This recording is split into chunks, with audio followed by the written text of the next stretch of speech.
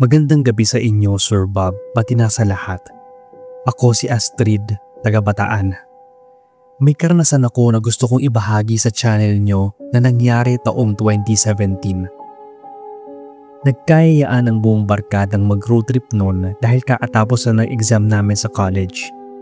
Oras naman para mag-unwind.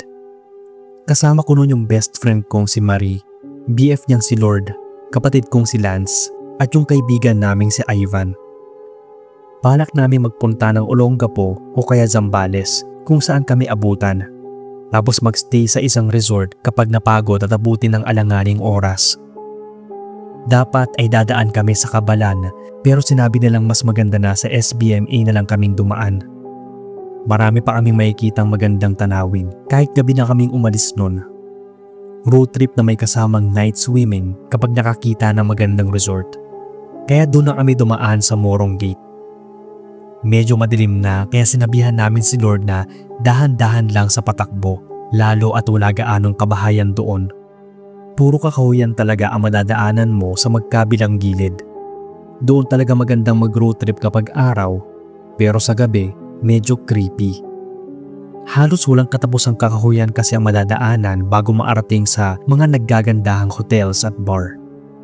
Alam namin na mahaba talaga ang madadaanan naming kakahuyan nun. Pero may napansin kaming kakaiba at nakakapanibago. Sa ilang beses na namin nagbiyahe ng gabi doon, nung oras lang na yun na wala talaga kaming nakakasalubong na ibang sasakyan. Nasabi pa ni Lance na parang ang sarap daw mag-practice magmaneho dahil walang nakakasalubong o nakakasunod na kotse sa amin. Sa totoo lang, napansin ko rin yon sa haba ng binahe namin. Ni isa ay wala kaming nakasalubong simula nung padaan na kami sa mapunong daan. Hindi naman aabuti ng isang oras ang biyahe bago maarating sa Leganda Hotel. Doon namin balak na manuluyan kapag tinamad na kaming lumabas papuntang Zambales. Pero sa pagtataka namin, lagpas isang oras na ay nandun pa rin kami sa mapunong daan. May kabilisan din naman ang patakbo ni Lord noon. Pero napansin namin na parang hindi kami umaalis. Para kaming pabalik-balik. Yung daan at kakahuyan pa rin yon ang dinadaanan namin. Tinandaan na nga namin yung isang malaking puno. Pero maya-maya lang ay dinaanan ulit namin yon. Hindi namin mabilang kung ilang beses na. Lahat kami ay nataranta at kinakabahan na. Kaya inihinto muna ni Lord ang kotse. Saglit kami nagsibabaan dahil baka pare-pareho lang kami napapraning noong mga oras na yon. Wala din naman sa amin ang nakainom. Chinek pa nga namin yung phone namin, pati na yung Waze at Google Maps, pero walang data doon sa area. Sinabi ni Lord na maghintay na lang kami ng ilang sandali. Kakalmahin muna niya ang sarili. Nang may marinig kaming kaluskusan noon mula sa kakahuyan. Ayon at naghiyawan na kami ni Marie. Mabilis kaming pumasok sa loob ng sasakyan, habang yung tatlo naman iniilawan ang sa may bandang kakahuyan kung saan may narinig kaming kumaluskos. Sabi ni Ivan noon ay baka unggoy lang, kaya pinaandar na ni Lord ang kotse. Nang bigla na lang may bumagsak sa ibabaw ng sasakyan.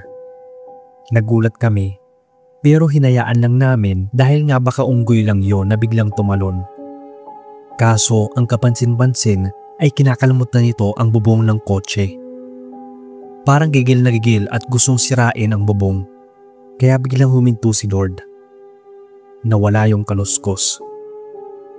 Binaba nila ni Lance ang kung anumang hayop ang bumagsak sa bubong. Pero wala na yon. Parang ang bilis nung nakalukso at nakalayo. Maya-maya ay parang naarinig na kami ng iyak ng isang bata. Hindi awa ang naramdaman namin kundi kilabot. Sa gitna ng daan, sa tabi ay puro kakahuyan. Saan naman manggagaling yung iyak na yon? Imposible naman kasing unggoy pa rin yon. Hindi pa rin kami makaalis sa lugar na yon na hindi namin alam kung SBMA pa ba o baka nasa ibang dimensyon na kami at pinaglalaroan ng engkanto. Pinasya namin magbaliktad ng damit noon. Sa pabalik-balik namin sa daang yon ay noon pa lang talaga namin naisipang gawin ang ganoong kasabihan ng matatanda na kapag naliligaw, magbaliktad ng suot na damit. Nang makapagbaliktad na ng damit ay muli na kaming bumiyahe. Sa palagay namin ay nagtuloy-tuloy na ang pagbabiyahe namin nun. Medyo gumaan na kasi yung pakiramdam ko.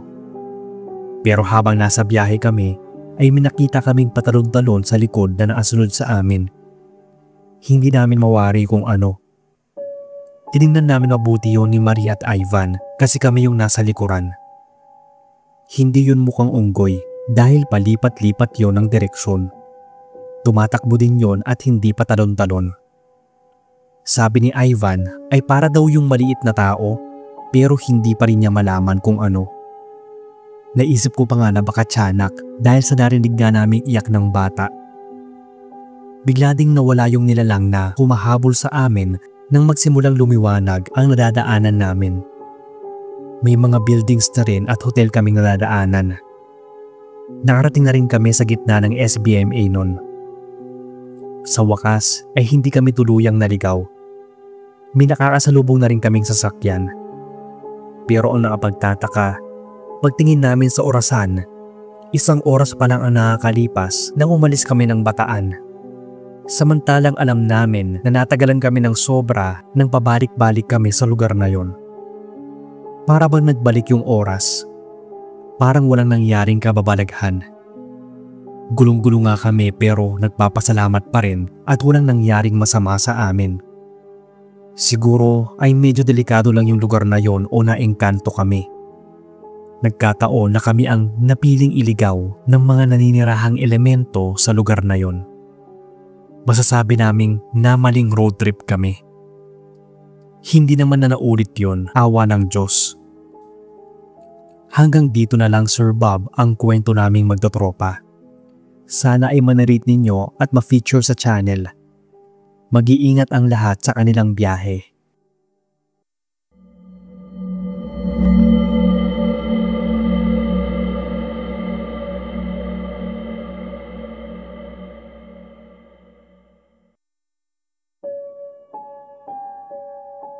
Mapagpalang araw sa inyo Sir Bob at sa lahat ng mga listeners.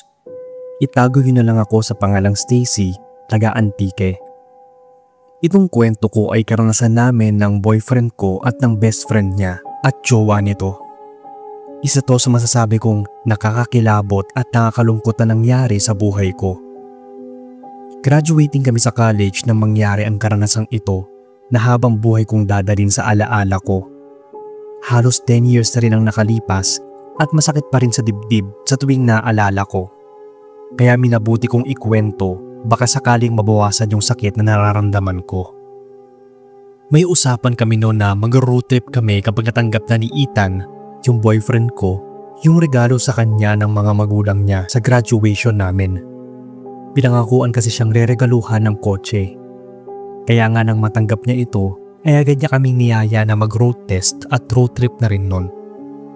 Nagpaalam ako kina mama pero hindi ako pinayagan. Una, dahil may lagnat daw ako nung araw na yon. Pangalawa, ay dahil gabi na. Yun lang kasi yung oras na wala gaanong sasakyang madadaanan. Marunong naman na mag-drive si Ethan pero hindi pa niya nasusubukang mag-drive ng mahaba sa biyahe kaya medyo nag-alangan din akong sumama. Kaso lang ay naaplano na kasi kung saan kami maglilibot at kung sinong pupuntahan namin. Pero mahigpit na hindi ako pinayagan ni na mama. Kaya sinabi ko na hindi na ako sasama. Pero ang totoo ay humahanap lang ako ng tiyempo. Nakakahiya na kasing tumanggi at baka sumama din yung loob sa akin ng boyfriend ko. Sabi ba naman ni Ethan na nakapagsabi na siya doon sa pupuntahan naming kaibigan na darating kami before dinner. Kaya naghanda na raw ito ng makakain namin. Gustong gusto ko nang umalis nun. Kaso lang ay naabantay pa si na mama sa sala. Kumain ako noon ng kaunting hapunan para hindi nila mahalata na may balak akong tumakas. Nabanggit ko kasi na doon kami magdi-dinner sa kaibigan namin pero kahit ganoon ay hindi pa rin sila pumayag. Pagkatapos ng hapunan, pumasok na sila sa kwarto nila. Hinihinti ko na lang talaga na magpatay sila ng ilaw sa kwarto at pumuslit na ako. Nilak ko yung pinto ng kwarto ko noon para hindi nila masilip na wala ako. Nasa labas na sina Ethan noon at naghihintay sa akin. Grabe din yung kabang naramdaman ko habang tumatakas.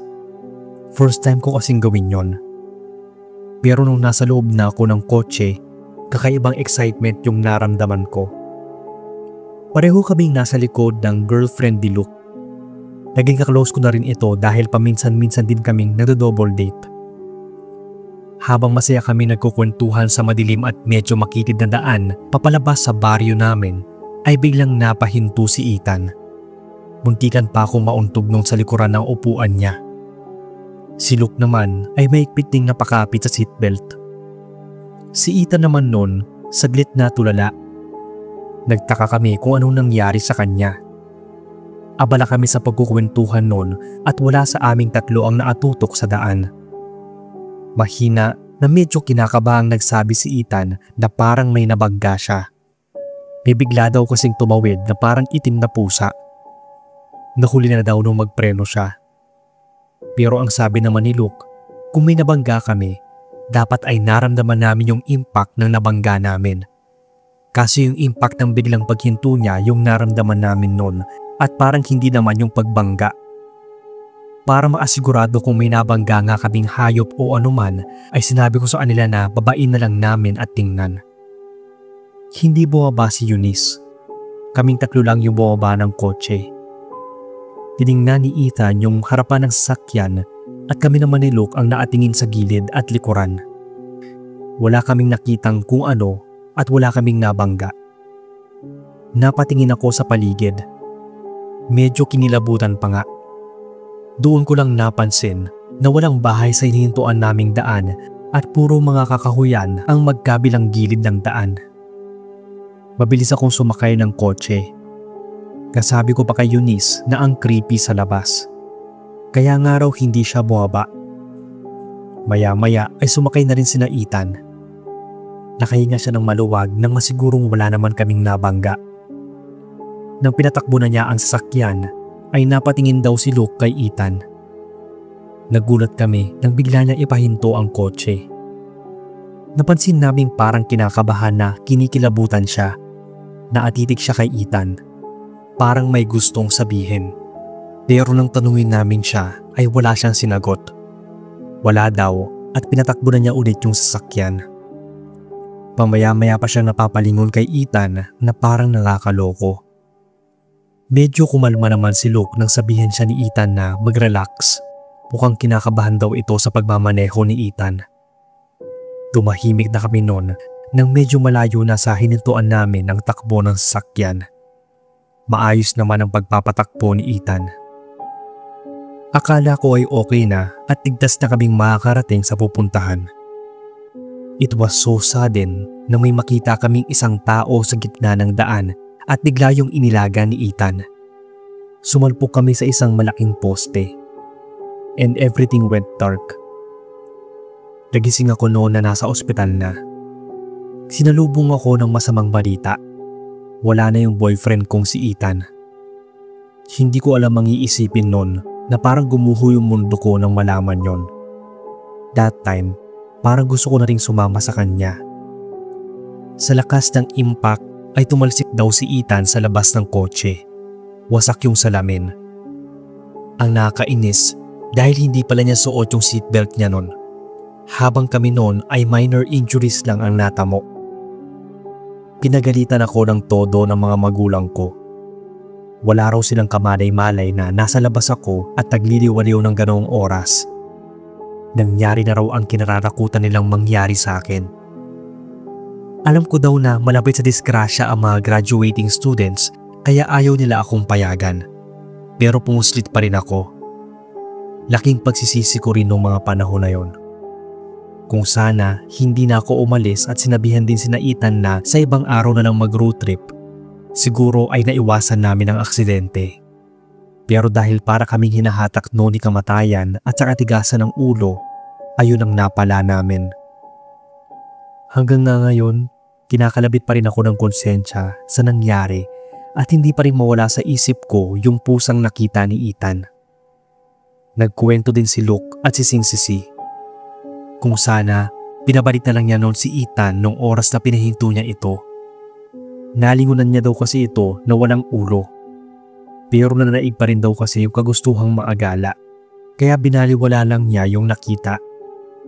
Kaya pala patingin-tingin si Luke noon kay Ethan dahil hindi makapaniwala sa nakikita. May ilan na palang signs na may masamang mangyayari sa amin lalo na kay Ethan pero hindi namin pinansin ang mga bad omens. Simula noon ay naniniwala na ako sa mga pamahiin at mga pangitain. Weird man pakinggan, naging interesado na rin akong makinig ng mga kwentong kababalaghan. Hanggang dito na lang Sir Bob ang kwento. Sana ay kapulutan nyo ng aral at huwag matigas ang ulo.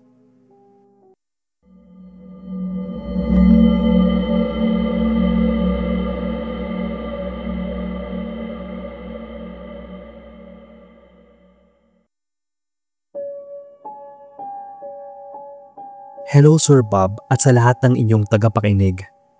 You can call me Joaquin from Caloocan. Yung channel nyo ang isa sa mga libangan ko kapag wala akong calls or break time. Nahuhook lang ako sa boses nyo na sabi ng ilang mga kaibigan ko rin na nakikinig, magkaparehas daw tayo. Kaya pinanindigan ko na napainggan ang mga uploads ng katulad ng sa boses ko. Dumating lang din ako sa point na gusto ko namang ikwento yung creepy experience ko. Nangyari to way back 2015 kung saan nasa isang bakasyon ako. Bilang regalo ng tiyahin kong nasa States, binagbakasyon niya ako ng 3 buwan sa kanila. Kung gusto ko rin daw sumideline habang nandun ako sa kanila ay gawin ko raw. Siyempre, sobrang excited ako nun. Akalain mo namang libre na lahat at magkakaroon pa ako ng sariling pera. Super na challenge ako nun. Kaya 1 week pa lang ang nakalipas nang magsimula ako maghanap ng trabaho na pwede kong pagkakitaan at libangan. Nakapasok ako sa isang restaurant bilang waiter. May nakilala at naging kaibigan ako doon na kasamahan ko ring waiter. Isang araw nga, nagkasabay ang day off namin at nagpa siya aming gumala. Pangalanan natin siyang Peter. Niyaya niya ako noon na mag-road trip papunta sa bahay ng parents niya. Sa city kami nag-work at doon din siya nag-rent ng tinutuluyan niya. Yung parents niya ay nasa may countryside, which is 3 hours drive din by land. May dalang sasakyan si Peter kaya sinabi niya samahan ko raw siya para naman maabasyal din ako. Dumoble ang excitement ko noon dahil first time ko makakapunta sa ibang lugar na nasa ibang bansa pa. Ang sabi pa niya noon ay sobrang ganda daw ng lugar ng parents niya. Hindi ko pagsisisihan. Siguro mga 4 AM yon, dinaanan niya ako sa apartment. Mas maganda daw na dumating kami sa kanila na hindi pa masyadong maliwanag. Sobrang nakaka-amaze daw ang fog na madadaanan namin. 4:30 ay mahaba-haba na rin ang nabiyahe namin. 5:00 noon, medyo madilim pa rin at talagang napaaginaw. Chill-chill lang sa pagdadrive si Peter. Maingat siya magmaneho pero sa mga daan na walang gaano dumadaan na sasakyan ay medyo binibilisan niya. Yung sakto lang sa speed limit. Tawang-tawa pa ako noon sa mga kwento niya habang todo patakbo siya ng kotse. Nang bigla na lang may kumalabog sa harap ng sasakyan kaya bigla na lang siyang napapreno. Ramdam ko yung bigat at malakas na pagkakabangga. Kinabahan ako noon. Kita kong nanginginig pa yung mga kamay ni Peter habang nakahawak sa manibela. Sinabi ko sa kanyang tinan namin kung ano yung nabangga niya. Tao daw yon, sagot niya sa akin. Sabay pukpok sa manibela, nagigil. Sinabi ko sa kanya na tulungan namin pero ayaw niyang bumaba. Ang ginawa niya, pinatakbo niya yon at hininto sa may di kalayuan. Tiningnan niya sa side mirror. Nakita daw niyang bumangon ng isang babae. Kinilabutan ako noon nang makita ngayon sa rear view mirror. Nakita pa nga naming tumayo yon sa gilid ng daan, nakatingin sa amin. Maayos yun na nakatayo na parang hindi nagalusan, kaya iniwan na namin yon ng tuluyan. Binilisan na ulit ni Peter ang patakbo para lang makalayo doon. Magliliwanag na nang saglit na natigilan si Peter. Nakatingin ito sa gilid ng daan. Maya-maya ay tinanong niya ako kung nakita ko raw ba yung babaeng nakaputi. Dugoan daw yun na parang nasagasaan. Nilingon ko pa yung dinaanan namin. Sinabi kong wala naman. Wala naman talaga akong nakita nun. Kita ko yung pamumutla at pagpapawis ni Peter. Ramdam kong kinikilabutan ito. Halos malapit na kami sa lugar ng parents niya sa countryside. Nang bigla siyang napamura ng malutong. Ilang beses niyang tinanong ako noon ng, "Did you see it?" Tinanong ko naman kung ano yon. Sabi niya, "She's following us." Sabay shit. Siyempre ako, kinilabutan na rin sa reaksyon niya at pinagsasabi. Nawala yung excitement namin noon kahit naarating na kami sa kanila. Bigla siyang naging tahimik at halos di niya kausapin yung parents niya. Hindi ko rin maikwento ang nangyari dahil baka sumama pa ang sitwasyon. Alam kong guilty si Peter. Pinasya na lang namin noon na doon na matulog at kinabukasan ng umaga na lang kami magbabiyahe pabalik ng city. Kinagabihan ay nag-inuman kami ni na Peter at ng father niya. Pero bandang 9 PM na ay naunang natulog yung tatay niya. Naiwan kaming dalawa noon sa balcony. Mahina kami nagkukwentuhan nang bigla na lang siyang natigilan. Titig na titig siya sa labas ng bakuran nila. Sa gulat ko ay bigla na lang siyang napahiyaw papasok ng bahay. Agad ko naman siyang sinundan. Takot at takot niyang sinabi sa akin na ilak kong maigi yung pinto. Mabilis siyang pumasok sa kwarto niya at nag-lock. Takang-taka naman ako pumasok sa guest room. Naka-receive pa ako ng message mula sa kanya noon. Sinabi niyang andoon daw sa labas yung babaeng duguan. Paano raw nito natuntun yung bahay nila? Pero sa totoo lang, wala naman akong nakita. Sinabi ko sa kanya na baka imagination lang niya yon. Baka nakukonsensya lang siya dahil nga may nabangga kami. Hindi raw dahil kitang-kita niya na atingin ito sa kanya. Baka yun nga raw yung nabangga namin at sinusundan kami para maghiganti. Sinabi ko sa kanya na hindi naman sigurado kung buhay o namatay ba yon. Kung namatay ay tiyak multo na lang siya na sumusunod sa amin. Kung buhay ay magsusumbong yun sa pulis. Sa pagkakaalam ko ay walang CCTV dun sa area na may nabundol kami. Hinintay namin kinabukasan kung may ibabalitang babaeng nabundol. Pero naarating na lang kami ng city ay wala namang ganong balita. Ilang araw din ang lumipas ay wala pa ring balita. Pero napapansin kong balisa palagi si Peter. Nanlalalim na yung mga mata niya at palaging tulala. Hindi rin siya pala salita at wala na gaanong ganang kumain. Sinabi ko sa kanya na magpahinga muna. Natatakot daw siyang mag-isa. Pinapakitaan daw kasi siya ng babae kahit saan siya magpunta. Hindi rin naman niya maikwento yon sa parents niya. Sa isip ko, kung nagmumulto yon at minumulto si Peter, siguradong napatay niya yon ng masagasaan. Pero wala naman kasing balita at wala naman kaming nadaan ng insidente kinabukasan. Hinintuan namin yung lugar kung saan niya ito nabundol nang pabalik na kami. Walang bakas ng dugo. Kaya nagtaka ako kung bakit siya minumulto kung yun nga talaga ang nangyayari. Mga 1 linggo siguro ang lumipas, hindi na nakapasok si Peter. Ang alam ko ay umuwi siya sa parents niya. Hindi ko na rin siya makontak. Wala na akong naging balita sa kanya hanggang sa umuwi na ako dito sa Pilipinas. Taon pa ang lumipas bago ko siya makita sa Facebook. Kinumusta ko siya at tinanong kung anong nangyari sa kanya. Nagkasakit daw siya noon at akala niya ay mamamatay na siya. Hindi raw siya pinapatulog ng babae. Kaya nag-decide yung parents niya na ipagdasal yung lugar kung saan nabangga yung babae. Nagpatingin pa nga siya sa psychiatrist. Nalaman na lang daw niya from an old news na many years ago, may nabanggang babae dun sa spot mismo kung saan parang may nabangga kami.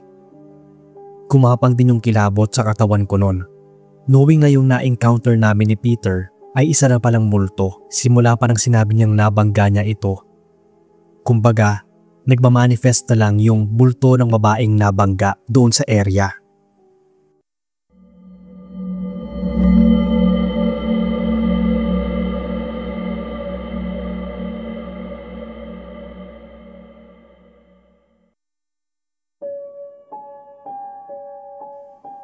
Magandang araw sa inyo, Sir Bob, at sa lahat ng mga listeners mo.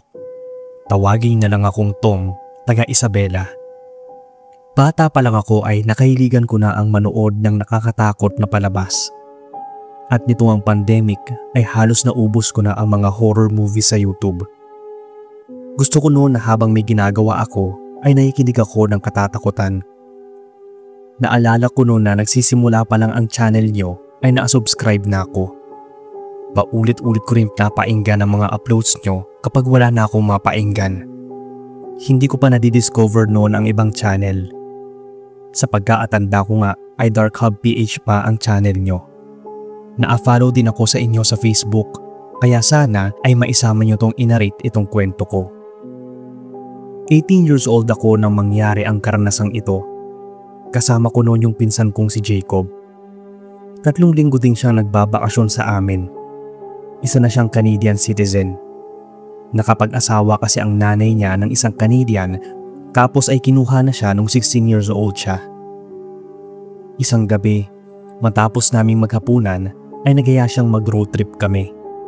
Namiss din daw niyang gumala ng gabi sa lugar namin. Ilalarawan ko lang sa inyo yung aming lugar dito sa Isabela. Naatira kami sa isang baryo na medyo malayo-layo na rin sa bayan at lalong malayo sa lungsod. Sementado naman ang daan, pero noong mga panahon na yon ay hindi pa gaanong marami ang kabahayan. Ayoko sanang umalis dahil hindi maganda sa lugar namin kapag gabi. Nauso pa yung mga kwentong katatakutan tungkol sa mga kulto at aswang. Sinabi ko sa kanya na sa araw na lang kami mamasyal, pero nangulit talaga siya. Gusto rin kasi niyang magpahangin. Kaya para tumigil ay nahiram ko na lang yung owner type jeep ni Papa. Tuwang-tuwa ang loko. Sa wakas daw ay makakasakay na ulit siya sa ganoong sasakyan. Hindi nabanggit no ni Papa na paubos na pala ang gas. Nakalimutan lang din siguro niyang sabihin at hindi ko rin naitanong. Di ko rin yata napansin yung fuel gauge ng sasakyan at alam ko nabanggit ni Papa na naglolo ko yon. Kaya naman hindi pa kami nangangalahati papuntang bayan ay naubusan na kami ng gas. Wala pa naman kaming nadaan ang bukas na tindahan noon na nagtitinda ng gas sa bote. Tinawagan ko si Papa at maghahanap lang daw siya ng mabibilhan ng gas at masasakyan papunta sa amin. Naghintay kami sa loob ng kotse. Maya-maya ay lumabas si Jacob at niyaya niya akong magyosi. Nagyosi kami noon habang naasandal sa owner. Habang nagkukwentuhan kami ay bigla akong natahimik.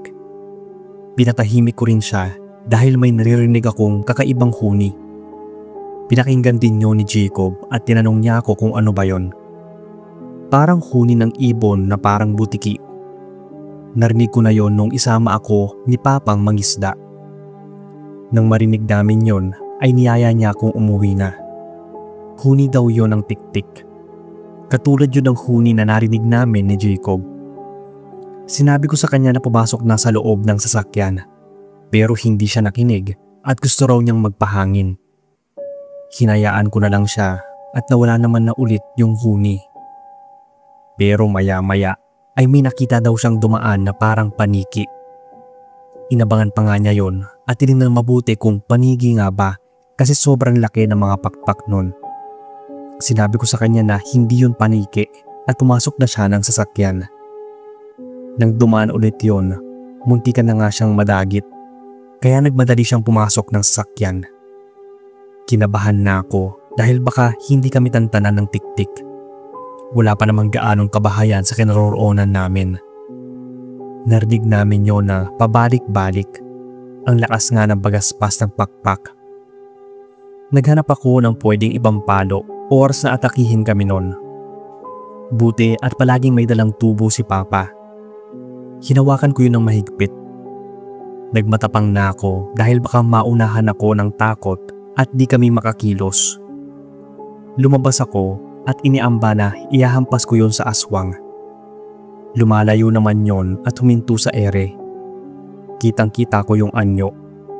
Maliwanag din kasi yung buwan kaya lumabas yung nilalang na yon. Nakabuka ang malapad niyang pakpak at may mahabang buntot na matulis sa dulo. Katulad din ng dila nitong nakalawit at napakahaba. Pagkakita ko noon ay dinapuan na naman ako ng takot. Talagang susunggaban ako noon nang iniamba ko sa kanya ang tubo. Kaya lumayo ulit yon. Ilang beses akong pinagbantaang aatakihin noon. Hiyaw naman ang hiyaw si Jacob sa loob ng sasakyan. Pinapapasok na lang niya ako pero hindi ko magawa dahil hindi ako titigilan ng tiktik. Hindi ko siya mahahampas kapag nasa loob ako at baka parehas pa kaming mapahamak. Maya-maya ay may narinig na akong tunog ng tricycle. Dumating si Papa tapos nawala naman na yung umaaligid na tiktik. Nanginginig na sa takot si Jacob. First time daw niya makakita ng ganong klaseng nilalang. Kalahating paniki, kalahating tao. Parang vampira daw. Kinuwento niya yon kina Papa. Buti at dumating sina Papa sa saktong oras at kung kailan nakaramdam na ako ng sobrang takot sa mga atake ng tiktik sa amin. Kaya ayoko talagang umalis noon ng gabi. Ayaw din daw nga sanang payagan ni Papa na mag-road trip kami dahil nga madilim na. Ang kulit kasi ni Jacob. Muntik patuloy kaming malapa at madagit ng aswang na yon. Sa totoo lang, Sir Bob, madalas talaga kaming nakakarinig ng tiktik pero hindi pa ako nakakakita. Doon pa lang nung gumala kami ni Jacob. Hindi ko inaasahan na makakaengkwentro kami ng tiktik.